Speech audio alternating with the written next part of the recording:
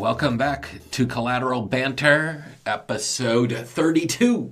This is your host, Danny T. This show is mainly focused on democracy and capitalism and the relationship. Those are the main topics that I talk about, but oftentimes I get carried away in my own thoughts. So you're really hearing the ideas and thoughts of Danny T.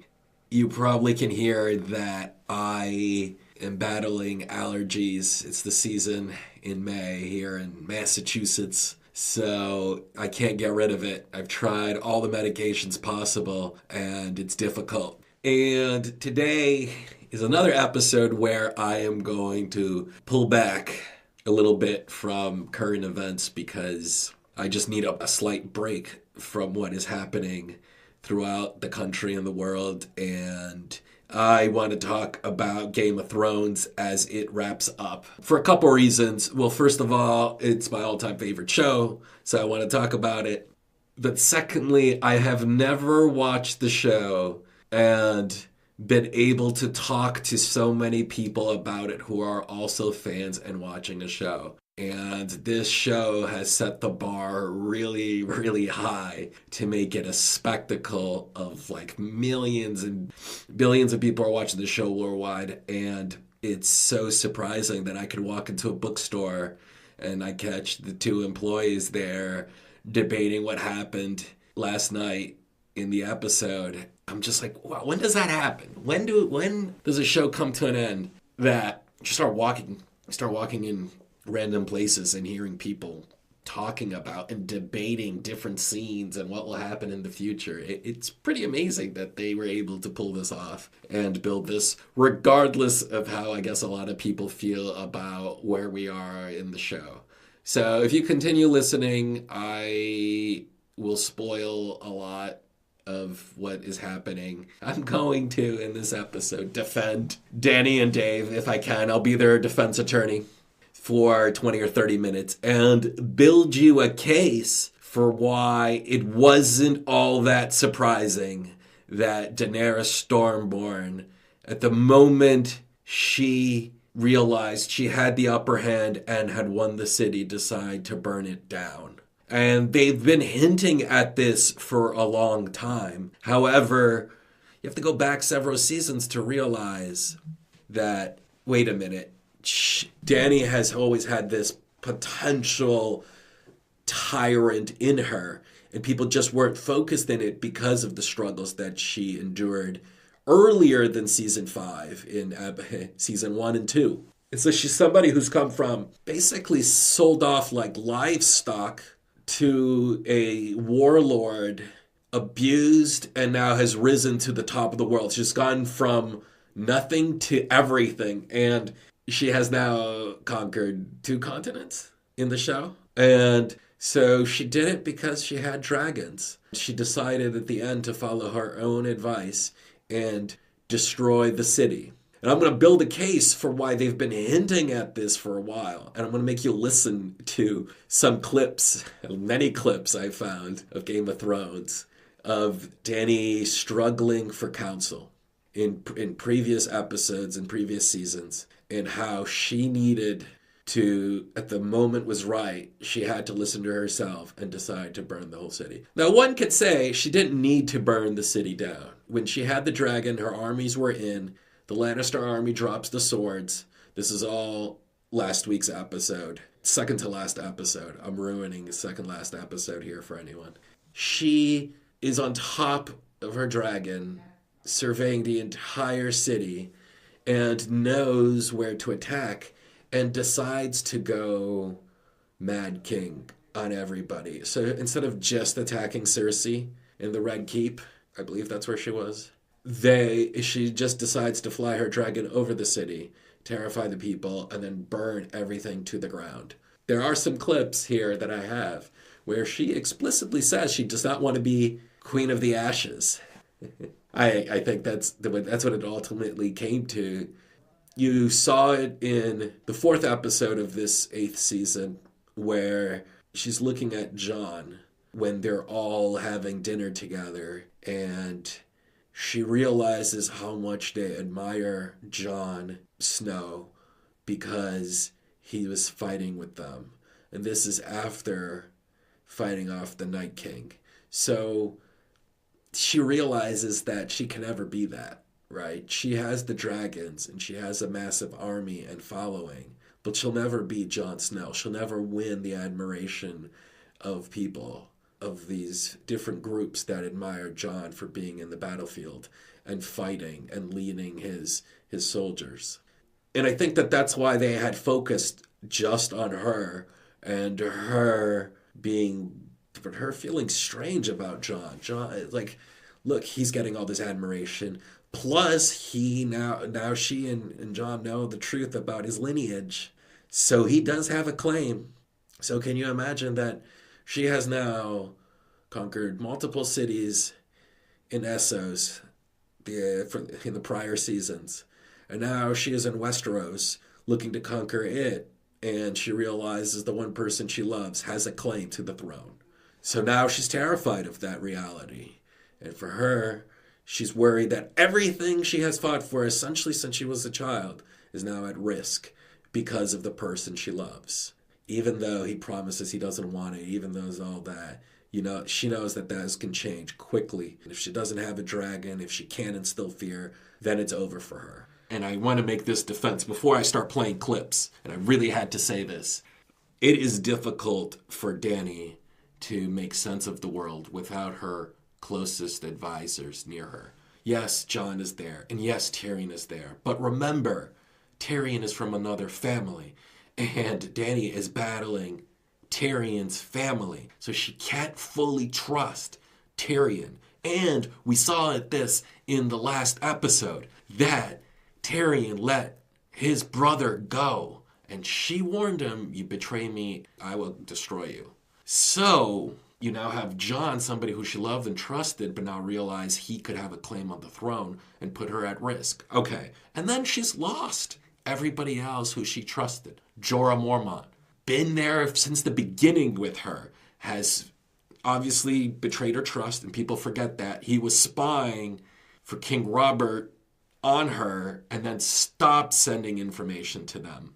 So that's really important. Jorah eventually realized and he loved her and stopped spying for Robert Baratheon, the first king, season 1.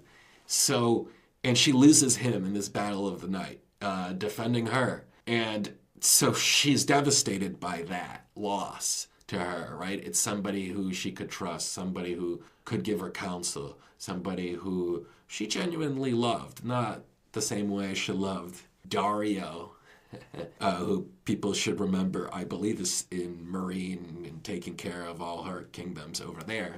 But I'm just saying names, and people just gonna have to look it up in case you don't know who I'm talking about. But she then loses Missandei, and another person who Dany could relate to, was given to Dany, I should say, was given as part of the agreement to get the Unsullied. And she was ruthless. People forget that she got the Unsullied in a deal for giving up one of her dragons. And people thought that the dragons would just be like a pet.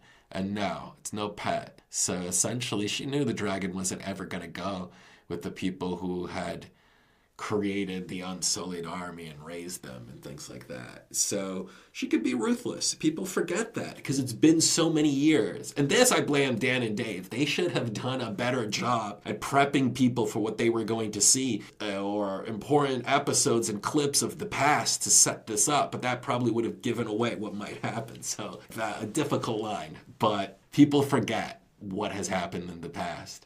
And so I've been watching clips, and that's why I'm doing this episode, because everything isn't as clear as it appears. Okay, so the first clip in Dany's defense here, Daenerys Targaryen, I should say, in her defense, I want to play a clip, and I'm going to set this up. This is the first time she's meeting Tyrion one-on-one. Pay attention to what Dany is saying back to Tyrion. Remember what the wheel means when you hear all of this.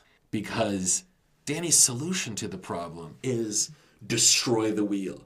Well, I ask people who are listening, if you are going to destroy something, what does that mean? You're going to destroy it. And they're not just going to take over and let the wheel exist. And the wheel in this situation are the different families, the spokes on the wheel. One family's on top, this other one's on top, and then there's another fighting, and then the other one's on top. No, Dany explicitly tells Tyrion, after all of this conversation, that I am here to destroy the wheel. Meaning, essentially, destroy family bonds, destroy family ties, and destroy anybody else who challenges my authority and my power. That's what she has done by burning everything down to the ground, is I'm going to have to destroy all of this so I can rebuild it in my image. That's what she did. Listen to what she says about the spokes on the wheel and destroying the wheel. So have you decided yet? Whether I'm worthy of your service? Have you decided yet whether you're going to have me killed? It's probably my safest option. I could see why you would think so. It's what your father would have done. And what would your father have done? My father, who publicly sentenced me to death. I'd say his thoughts on having me killed were abundantly clear. Is that why you killed him? Someday, if you decide not to execute me, I'll tell you all about why I killed my father. And on that day, should it ever come, we'll need more wine than this. I know what my father was. What he did. I know the Mad King earned his name. So, here we sit. Two terrible children of two terrible fathers. I'm terrible. I've heard stories. Why did you travel to the far side of the world to meet someone terrible? To see if you were the right kind of terrible. Which kind is that? The kind that prevents your people from being even more so. Well, I did reopen the fighting pits. Under my rule, murder will once again become entertainment. Yes, that was wise. And you agreed to marry someone you loathe for the greater good. Very impressive. My own sister married someone she loathed as well. Though not by choice, and certainly not for the greater good, God forbid. She ended up having him killed. Perhaps it won't come to that.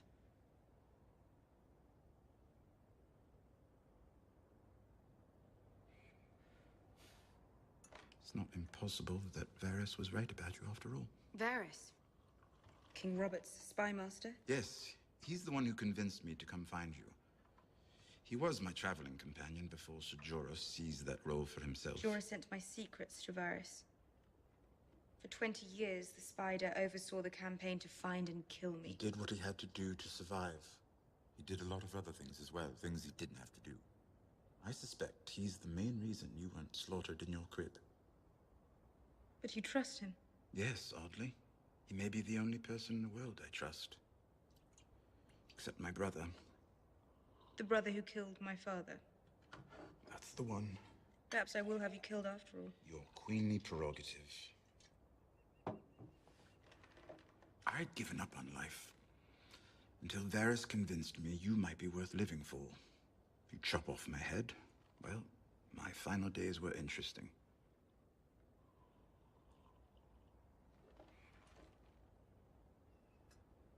I'm not going to kill you. No? Banish me? No. So if I'm not going to be murdered and I'm not going to be banished... You're going to advise me. While you can still speak in complete sentences.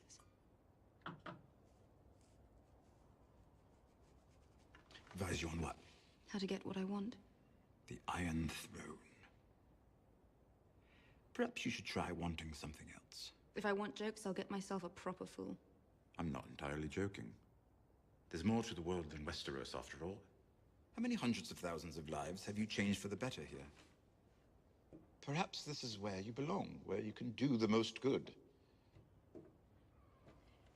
I fought so that no child born into Slaver's Bay would ever know what it meant to be bought or sold. I will continue that fight here and beyond. But this is not my home. When you get back to your home, who supports you? The common people. Let's be generous and assume that's going to happen. Here in Slaver's Bay, you had the support of the common people, and only the common people. What was that like? ruling without the rich. House Targaryen is gone. Not a single person who shares your blood is alive to support you. The Starks are gone as well. Our two terrible fathers saw to that. The remaining members of House Lannister will never back you, not ever. Stannis Baratheon won't back you either. His entire claim to the throne rests on the illegitimacy of yours. That leaves the Tyrells. Not impossible, not enough. Lannister, Targaryen, Baratheon, Stark, Tyrell. They're all just spokes on a wheel. This one's on top, then that one's on top, and on it spins, crushing those on the ground. It's a beautiful dream. Stopping the wheel. You're not the first person who's ever dreamt it. I'm not going to stop the wheel.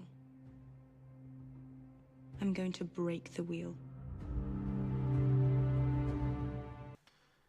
So look, and it's dangerous for, obviously, Daenerys to say all of this because of who her father is. There was another scene, Dany talking to Sir Barristan Selmy, who, remember, another defender of Dany, died on the streets, and at least in the show, fighting for his queen. He would tell her about the Mad King. What people were saying about the Mad King was true, and he confirmed it to her. She knew what her father was, and so she knew everything was at a risk, that, she has to temper her anger and destruction, okay? It was easier for her to do this when she was in Meereen, and she had love of the people for breaking their chains, had enough power to destroy the elite who were the slave owners of those societies. That is another clip that I want to play here, and I'm just going to play the first 2 minutes of this. She's talking to Tyrion again, and she's telling Tyrion, look, the plan I have, she just got back to the city, it's being bombarded by the slave owners, and she tells him, I'm going to crucify and I'm going to kill those elites who are bombarding us. I'm going to destroy them. And Tyrion, again, listened to the conversation, warning her about her father and talking about what it means to actually rule, and that you can't just use violence just because you have the upper hand and you have the dragons and you can do whatever you want. So they come up with a very clever plan. And so listen to the clip.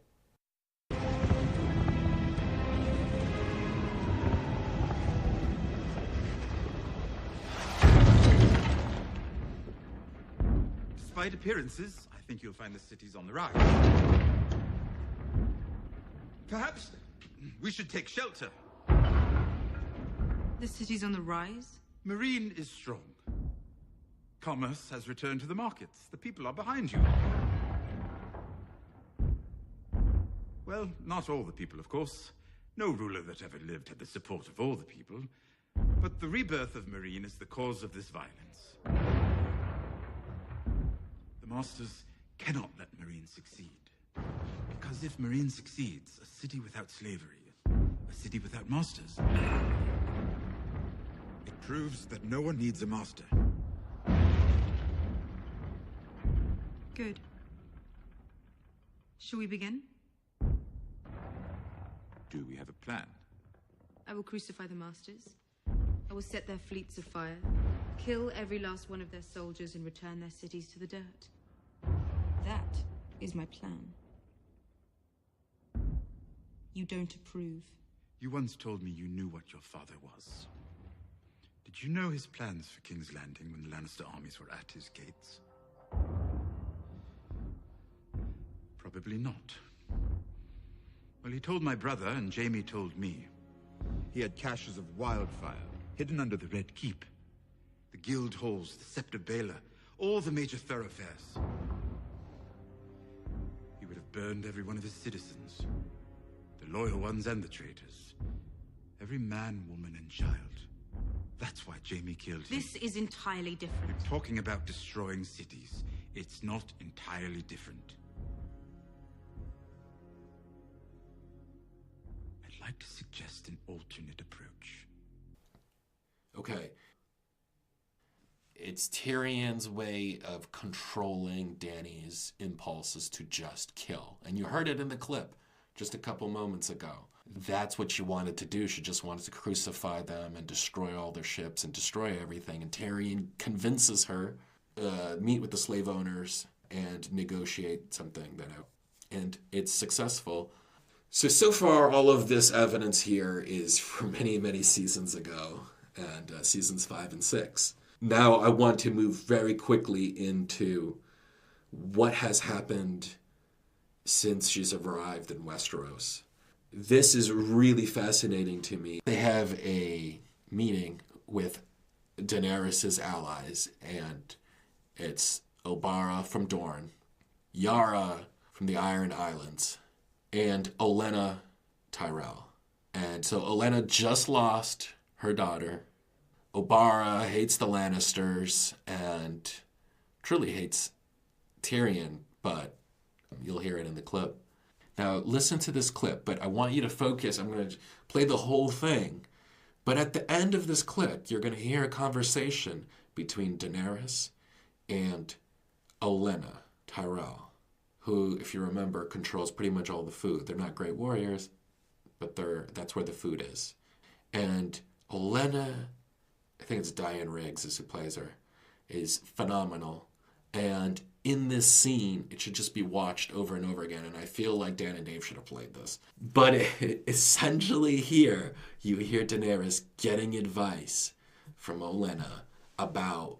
But I'll let you listen first. Want the Iron Throne, take it. We have an army, a fleet, and 3 dragons. We should hit King's Landing now, hard, with everything we have. The city will fall within a day. If we turn the dragons loose, tens of thousands will die in the firestorms. It's called war. You don't have the stomach for it.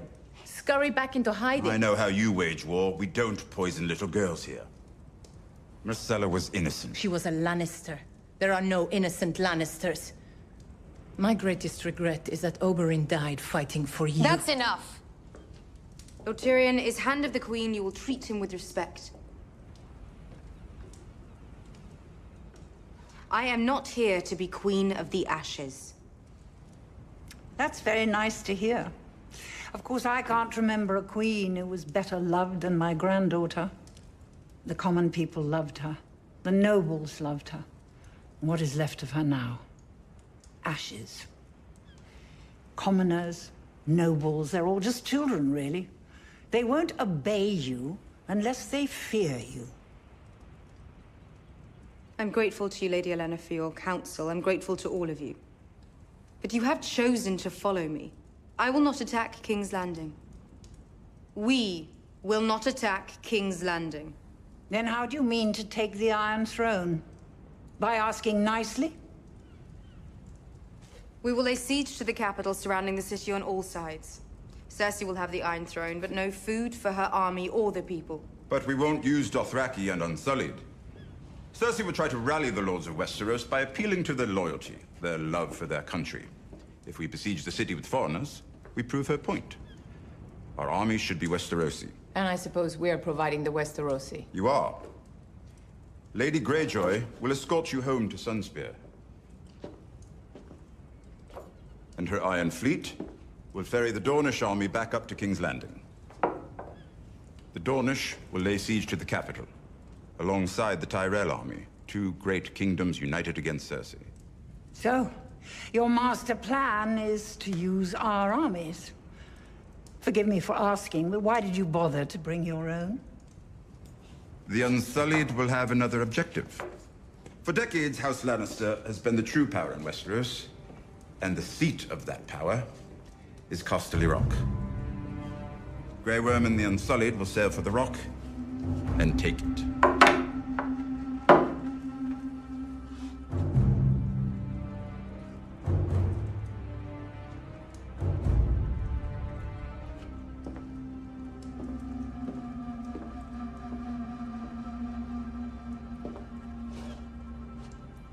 Do I have your support?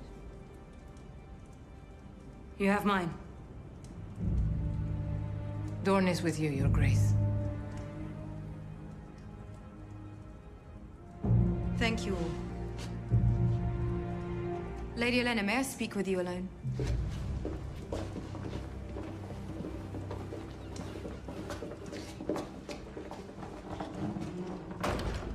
I realize you're here out of hatred for Cersei and not love for me. But I swear to you, she will pay for what she's done. and we will bring peace back to Westeros. Peace. Do you think that's what we had under your father? Or his father? Or his? Peace never lasts, my dear. Will you take a bit of advice from an old woman? He's a clever man, your hand. I've known a great many clever men. I've outlived them all. You know why? I ignored them. The lords of Westeros are sheep. Are you a sheep? No. You're a dragon. Be a dragon. Did you catch the ending of that? The ending of that is very clear to me. Olenna says, be a dragon. Don't listen to your hand. They'll get you killed. You need to use force and be yourself and trust yourself in the situation.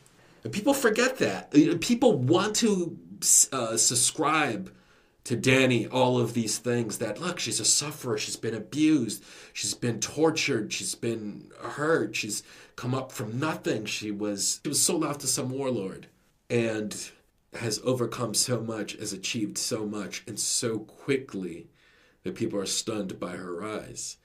And what I'm saying here is the show never built up her relationship with Olenna.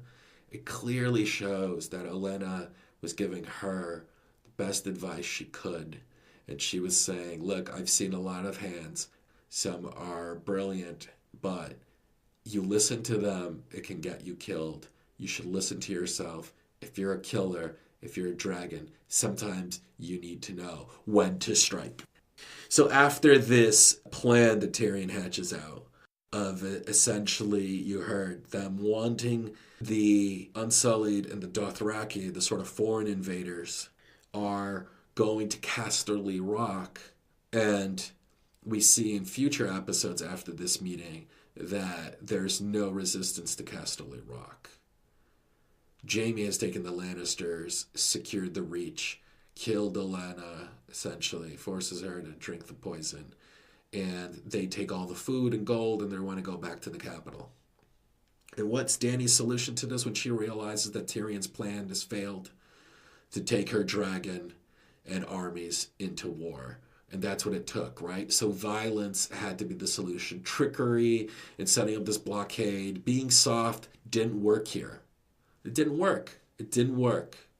All right? Being soft sometimes fails. That's what the show is indicating here. And clearly when she took her dragon and found the Lannister army and the Tarly army, if you remember, this is Samwell Tarly's father and brother, they die when Dany decides to take her dragon, burn the Lannister army to the ground as they take the food away, right? So they knew winter was coming and you had to store the food. Look, this is a really important point, is Dany realizes Tyrion is very clever, very good hand, but he can fail. He can fail.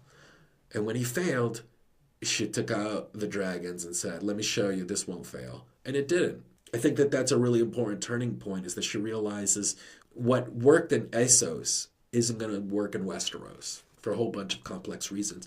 It's a different country, different people, different hierarchy, different structures. Okay. So again, when Tyrion's plan fails, Dany wants to use the dragons. She hints here in her criticism of Tyrion in the clip here where she realizes her plan has failed and that his capture of Casterly Rock, she begins to question his loyalty because he's still a Lannister. Like, whose loyalty does he really have? She begins to question it a little bit. You know, he's so clever, yet he failed here. And this is where Tyrion should be really strong. He's been in this place for a very long time. So here, I'll play the clip of them talking about why the plan that you heard previously failed.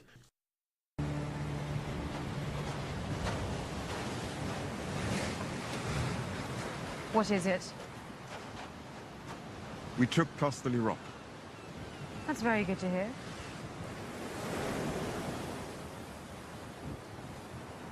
Isn't it?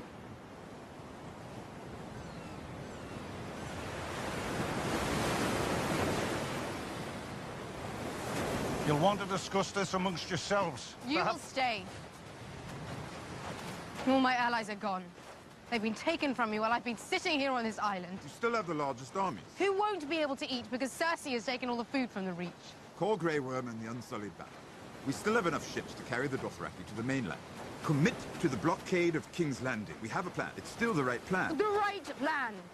Your strategy has lost us Dawn, the Iron Islands, and the Reach. If I have underestimated our enemies... Our enemies? Your family, you mean?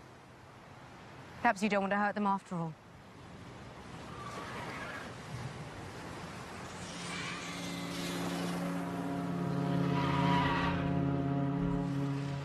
Enough with the clever plans.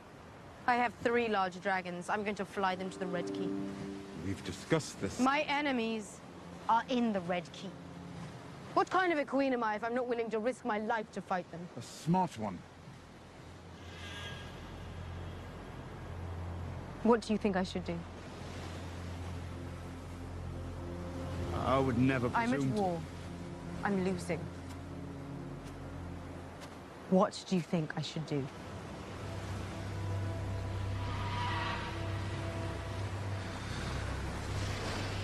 I never thought that dragons would exist again. No one did. The people who follow you know that you made something impossible happen. Maybe that helps them believe that you can make other impossible things happen. Build a world that's different from the shit one they've always known.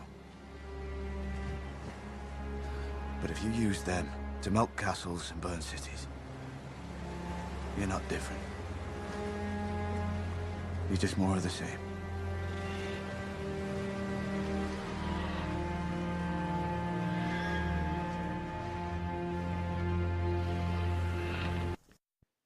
After the conversation that we just heard, Daenerys decides to use the dragons, but instead of going after the capital, she goes after the Lannister army that has just taken the food and the gold from the Reach and is moving it back to the capital. So she uses the dragons to attack the Lannisters directly. And in this attack, she captures the Lannister army and the Tarly army as well, who is the family of Samwell Tarly, Jon Snow's best friend. Everybody knows him. He's the book guy.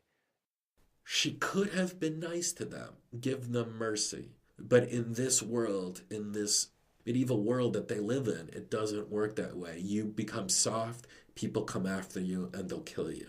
So you need to balance strength with softness. And here's another example. They have shown she did not give them mercy. She burned them to the ground. And the last clip here I'll play.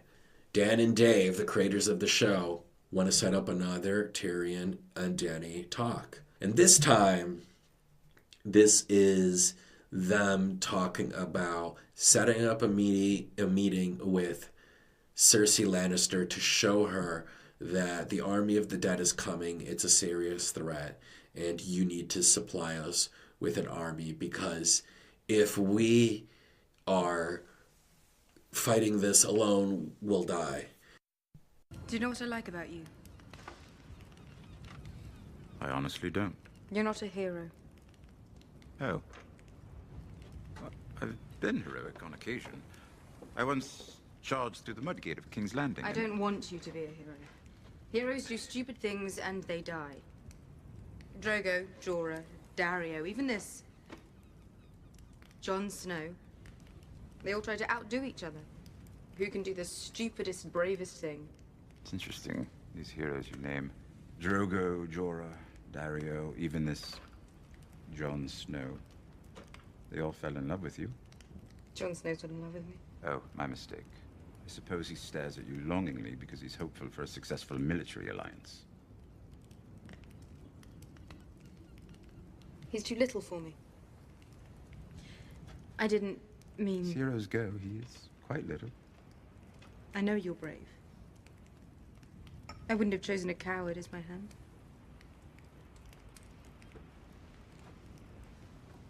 So, if all goes well, I'll finally get to meet your sister.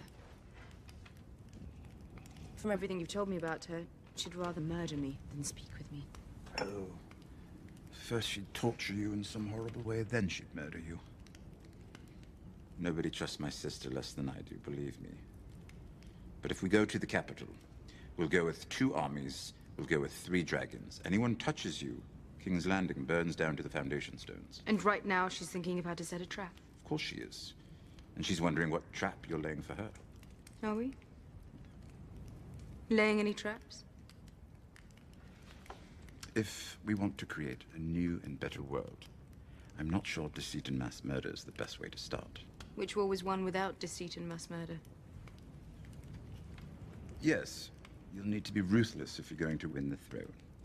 You need to inspire a degree of fear, but fear is all Cersei has. It's all my father had, and Joffrey. It makes their power brittle, because everyone beneath them longs to see them dead. Aegon Targaryen got quite a long way on fear. He did. But you once spoke to me of breaking the wheel. Aegon built a wheel. If that's the kind of queen you want to be, how are you different from all the other tyrants that came before you? So we walk into the lion's den. My brother promised me he'd keep a grip on the Lannister forces. Forgive me, but I don't care about any Lannister promises. Except yours. And I promised him I'd keep you from doing anything impulsive. Impulsive. This will be a difficult negotiation. We're sitting down with people who want to see us both headless. My sister's likely to say something provocative. And you have been known to lose your temper from time to time, as all great leaders do. When have I lost my temper? Burning the Tarleys, for instance. That was not impulsive. That was necessary. Perhaps. Perhaps. Perhaps the father needed to die and not the son.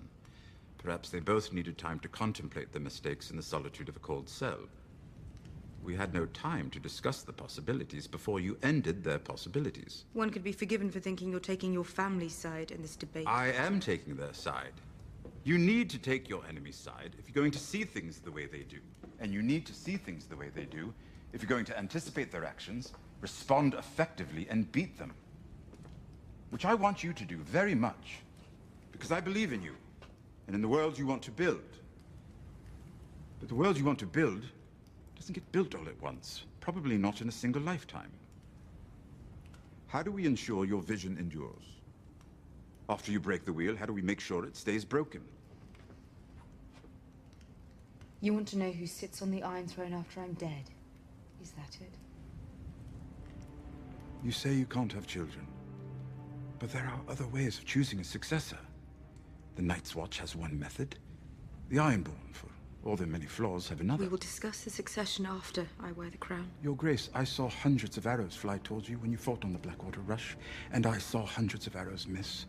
But any one of them could have found your heart and ended you. You've been thinking about my death quite a bit, haven't you? Is this one of the items you discussed with your brother in King's Landing? I'm trying to serve you by planning for the long term. Perhaps if you planned for the short term, we wouldn't have lost Dawn and Highgarden. We will discuss the succession after I wear the crown.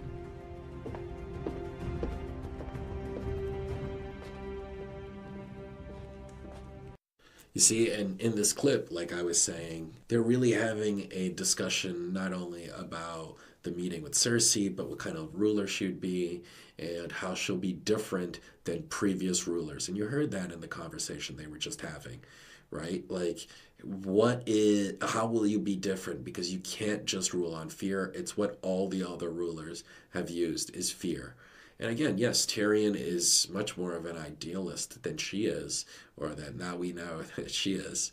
But it shows you that ruling is a balance between fear and loyalty and trust. It's a balancing act. And Daenerys, you can almost hear it and you can see it in her face, is that she isn't buying the idealism. It isn't working.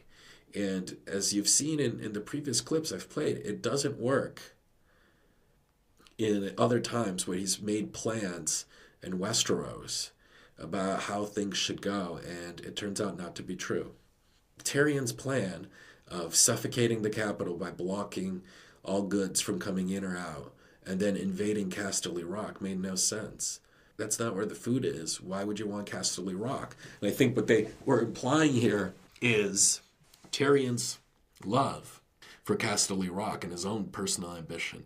Because if you remember back to Season 3, Episode 1, Tyrion is talking to his father, Tywin, about having control of Casterly Rock. So his plan to go over there in Casterly Rock and take it over made no sense with these foreign armies, especially giving that ability for the Lannisters to destroy many of their allies and steal the food.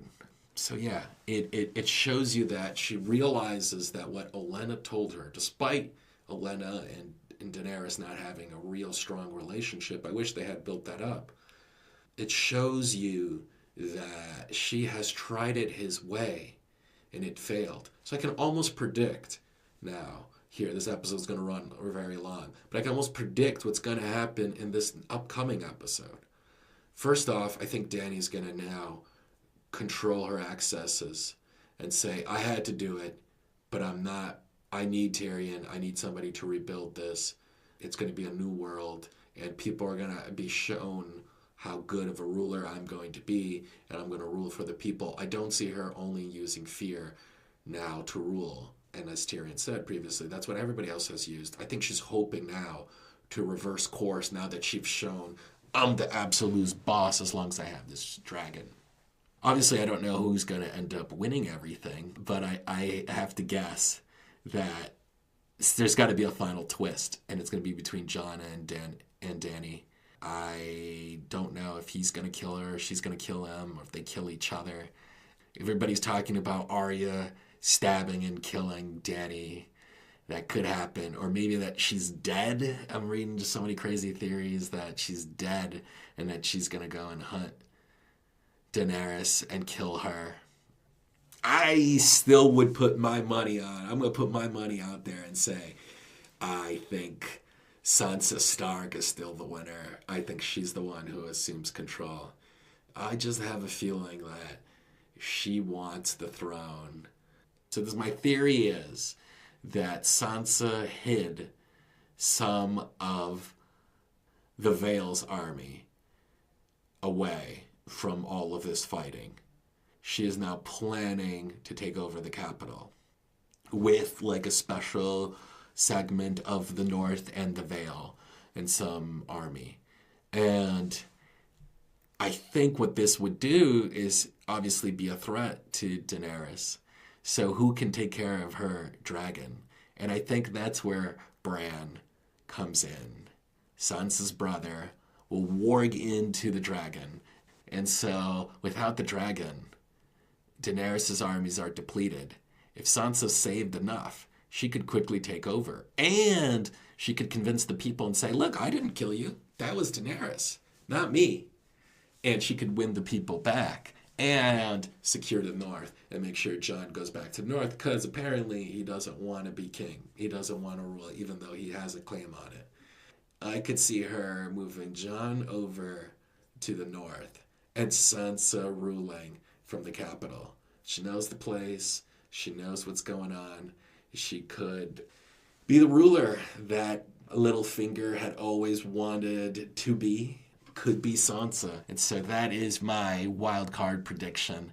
I guess it could just stay Daenerys, but that would be too weird for this show. There's got to be a couple more twists here. Or I have another idea that Arya cuts Daenerys' throat and just wears her face as the queen. So that, I guess, could happen. But I am thinking that Bran is going to warg into the dragon, remove the dragon from the fighting, and Sansa once again brings the armies into the capital, this time fresh armies from the Vale and the North, in one last battle to take over the capital. Maybe Robin will make a cameo here, barely able to hold the sword, but he leads his army into the capital, and now he and Sansa have won the day. That could be a crazy ending. Like we saw him back, I forgot what season, maybe 5 or 6, trying to swing a sword. So probably by now, it's been a couple of years, you could probably hold that sword and start killing people. So maybe it is a Robin Sansa ending here for the show.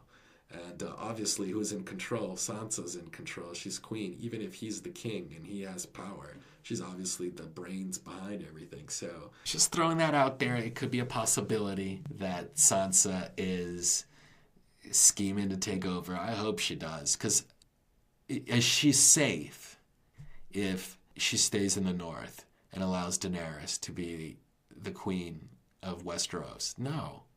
So that means she's got to make one last move against Daenerys. And I think that move is to remove Dany from the throne. You have to get around the dragon, which is where Bran comes in.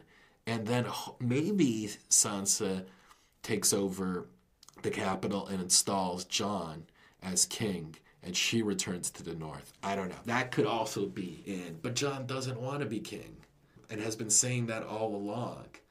But if Daenerys is dead, maybe he does. Maybe he does, and he gets to be the bastard king.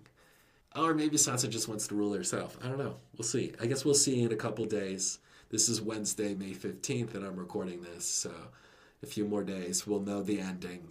I've loved it. I've loved it because, for me, and this is my criticism of where the show is now, is that the way they were writing the script back from, let's say, season 1 through 5 or 1 through 4 was phenomenal. This dialogue that they had, it was captivating. And that's gone away quite a bit. And now there's just a lot of fighting. And it doesn't make for as good of a show as it once was. But I think it's just so hard to sustain the greatness that I think they had developed from seasons 1 through 4. But all right, this is a really long episode. I'm probably going to do another episode after the final episode on Game of Thrones. But I hope I made a convincing case here. A convincing case for why people have to remember Daenerys' past. It's the Mad King who's her father, plus everything else I've played in this show. All the conversations. And of course, Tyrion's like, oh, you're talking about breaking the wheel. And it's like, if all the spokes was ruling and it all depended who was on top, and then some other family would come on top. You want to come in and destroy the wheel means you want to destroy the families, means a lot of killing and a lot of destruction is going to have to happen. That's the way I interpreted it, at least. Maybe I'm absolutely wrong about that. It just speaks volumes that when you want to destroy an old order, you're likely to blow it up. You're likely to destroy all of it. This whole thing in this that we saw in this last episode about her giving peace to the Lannisters, no. I mean, that wouldn't be destroying the wheel. That would be maintaining the wheel, but her on top. If it's a wheel and who's on top, and now who knows, there are other families. Well, the Lannisters are still alive. The Starks are still alive. There's a whole bunch of people still alive that could take over power from you. So you really haven't destroyed the wheel. You're just on top of the wheel. So that's the part that really bothers me about people not realizing that this is a culmination of years of Daenerys' development as a character. How ruthless she has been in season control. And I think she dies. So I don't know why everybody's been upset with it. I don't know if she makes it out of this episode. She might conquer just to lose it because she instilled way too much fear. You're going to see Tyrion and Jon obviously never going to be the same around her. I don't see them being like, well, I guess you had to do it. They heard the bell. People were begging for mercy. And she goes full destruction on the entire city. It will be interesting to see. It will be very interesting to see how this all shapes out. But again, I think Dany might leave her side. Tyrion, I'm worried he's going to kill himself. I'm worried he has given up on life. And you heard it in the very first clip I played. He had given up on life until Varys convinced him that Daenerys, might be worth living for. And now we know he basically helped her survive many of the political moves that had to happen in another continent. Got to come to Westeros. And here is Daenerys going full father mode. As you see in the clips, she burnt Randall and Dickon Tarly She decided to take the dragon out and destroy the Lannisters as they stole all the food, and she burnt down all the food and gold, right? So in many ways, she's willing to destroy things if she's not getting her way. And people forget this about her character, and I get why. It's been many years. Who's going to necessarily remember all of this? But I think that this is an important idea to remember, is they've been writing the script knowing how it ends. So by doing that, they know why they added in certain scenes and why they're talking about her father all the time and what her father was. They're doing that for a reason. And I think people forget that reason is really important. That is Collateral Banter, episode 32. Yes, all Game of Thrones. But I will move back to politics now.